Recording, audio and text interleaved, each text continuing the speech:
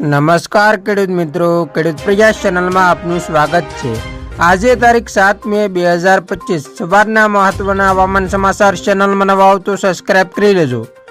હજુ 2 દિવસ કેટલાક જિલ્લાઓમાં વરસાદ ભૂક્કા બોલાવશે। છેલ્લા 3 દિવસમાં રાજ્યના અનેક જિલ્લામાં વરસાદ પડી રહ્યો છે। આગામી 5 દિવસ સુધી રાજ્યમાં માવઠાની આગાહી કરવામાં આવી છે।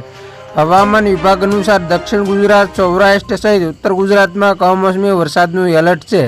ભારે પવન અને ગાજવી સાથે માવઠું પડી શકે છે। અમદાવાદ અને ગાંધીનગરમાં પણ માવઠાની સંભાવના છે। રાજ્યના મોટાભાગના વિસ્તારોમાં ભારે પવન ફૂંકાઈ શકે છે। આજે અને આવતીકાલે પણ ગાજવી સાથે માવઠાની સંભાવના છે। કચ્છ, બનાસકાંઠા, પાટણ, સાબરકાંઠા અને સુરેન્દ્રનગરમાં ભારે પવન સાથે માવઠું પડી શકે છે। પ્રતિ કલાક 60 થી 70 કિલોમીટરની ઝડપે પવન ફૂંકાવાની સંભાવના છે।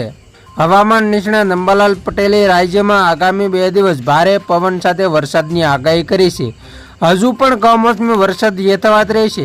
અંબાલાલ પટેલની આગાહી મુજબ આજે ઉત્તર ગુજરાતમાં કમોસમી વરસાદ પડશે।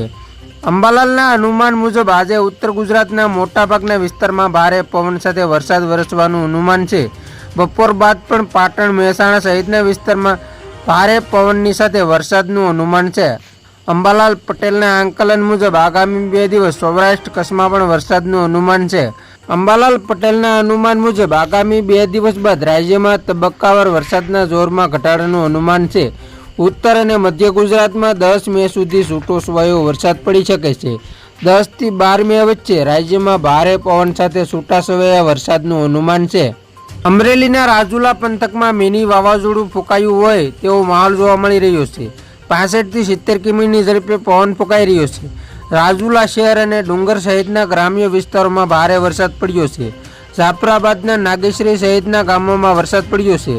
ધારાસભ્ય હીરાભાઈ સોલંકીએ ગ્રામ્ય વિસ્તારમાં લોકો માટે શાળાઓ ખોલવામાં રજૂઆત કરી છે। પ્રાંત અધિકારીને શાળાઓ ખોલવા માટે રજૂઆત કરવામાં આવી છે। રાજુલા અને જાફરાબાદના દરિયાકાંઠાના વિસ્તારમાં કમોસમી વરસાદ પડ્યો છે। અનેક ગામડાઓમાં ભારે પવન અને વીજળીના કડાકા સાથે વરસાદ પડ્યો છે।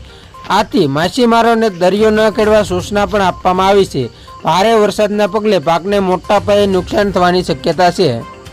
તો ખેડૂત મિત્રો, આ હતા સવારના મહત્વના હવામાન સમાચાર। ફરી વખત મળીશું નવી અપડેટ સાથે। ત્યાં સુધી જોતા રહેજો ખેડૂત પ્રયાસ યુટ્યુબ ચેનલ।